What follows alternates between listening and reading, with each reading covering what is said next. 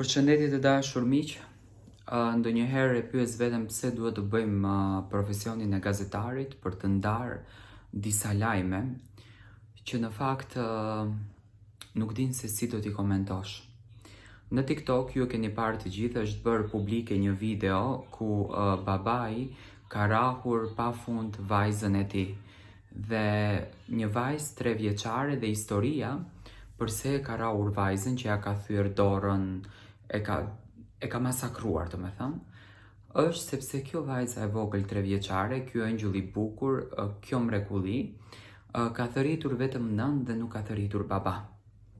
Ka ndodhur në përvendet të jashtme, kanë qenë të gjithë në një dhomë.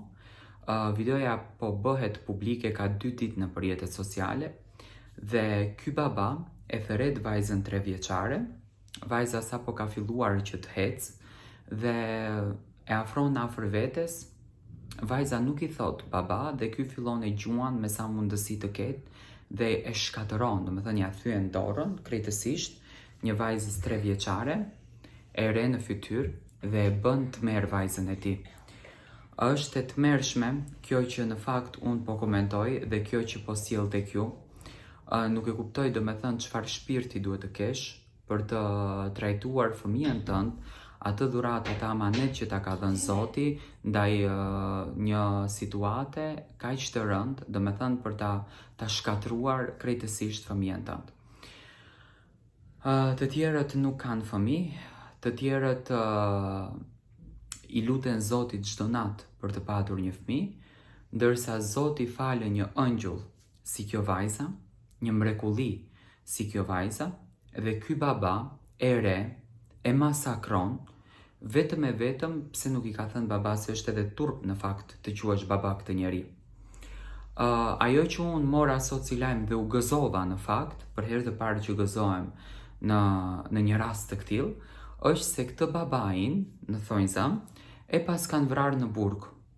Pasi është bërë publike videoja e xhiruar nga xhaxha i vajzës, në këtë rast, policia ka marrë me njëherë babaj në burg, edhe në burg të burgosurit e pas kanë vrarë këtë debilin. Mund ta them kështu publikisht, se nuk dua më të flas në këndin të gazetarit, por dua të flas në këndin e qytetarit, në këndin e një babait. Çfarë shpirti plere duhet të kesh për të rrahur, maltretuar, keq trajtuar një vajzë të vogël, 3 vjeçare, e cila nuk ka as fuqi të ta kthen, e cila nuk ka as fuqi të ta kmerret dhe po ja shkatron jetën përse ty palo burit nuk të thën ka baba. Po vajza ka parë se çfarë plere je dhe me patjetër që nuk e ka ndier të ta thot. Me kastile e ka bërë Zoti këtë gjën që ty të shkatron, sepse do kishe bërë edhe më të keqen ma andej me vajzën tënde, se po të ishe njeri nuk do ta kishe bërë këtë gjën. Jam i shokuar nga kjo që po shohim, jam i shokuar nga kjo që po dëgjojmë. Mesazhi im në këtë komentim është vetëm ky që ruani fëmijët, dashuroni fëmijët. Është amanet i Zotit.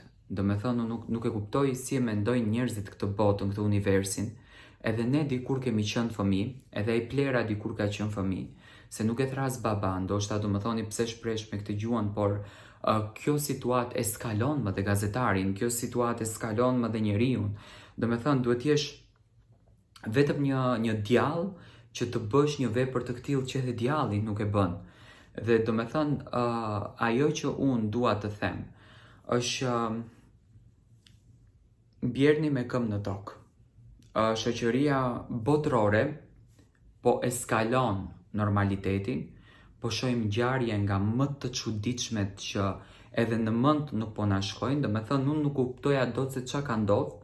Në momentin kur e shikoja këtë gocën, mendova se është në përvendet e luftës edhe e kanë dëmtuar, po kur e kuptova që është e rrahur nga babai i saj, një vajzë 3 vjeç e gjysmë, e falenderoj Zotin që këtij babait ja ka marrë shpirtin dhe në universin tjetër me zemër i uroj që të heqën sa më keq.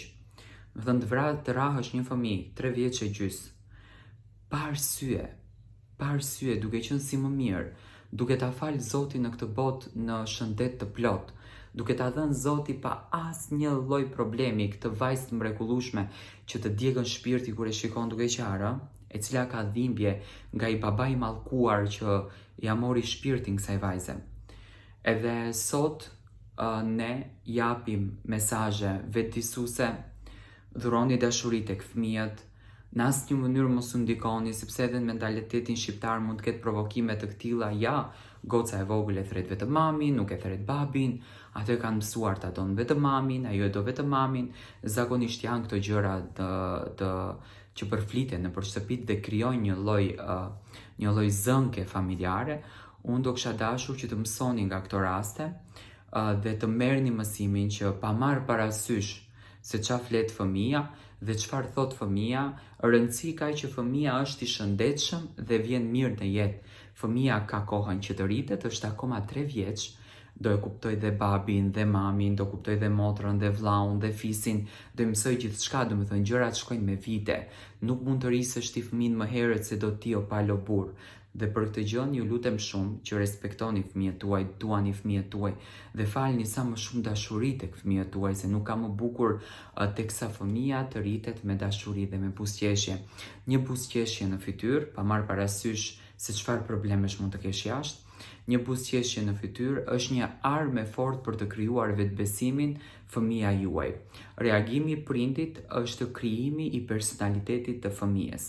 Në qoftë se ti je i ëmbël, i dashur, i butë, sillesh mirë me fëmijën tënd, i jep dashuri fëmijës tënd, fëmia jote fillon dhe krijon personalitet të një fëmie që rritet me dashurinë më të madhe dhe pa asnjë lloj brenge, sepse fëmijët janë ato që e vuajnë më së shumti dhe mendojnë më së shumti qoftë një mimik të vogël, qoftë një moment të vogël, dhe jo të veprosh deri në këtë formë si ka vepruar ky shëmtira që shqyr Zotit e pas kanë vrarë në burg dhe mirë ja kanë bërë që janë hakmerur, dhe njerëzve të këtillë duhet kështu t'u hakmeren.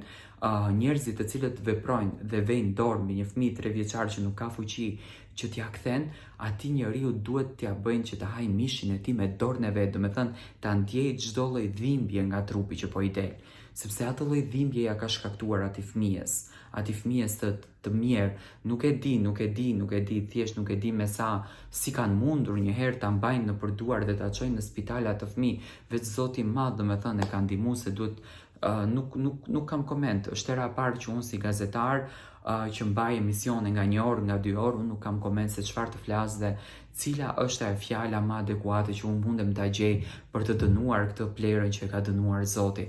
Por gjithsesi, në këtë fund mesazh dua t'ju them që dashuroni fëmijët, duajini fëmijët, është gjëja më e bukur që ne mund ta marrim nga universi, është fëmia.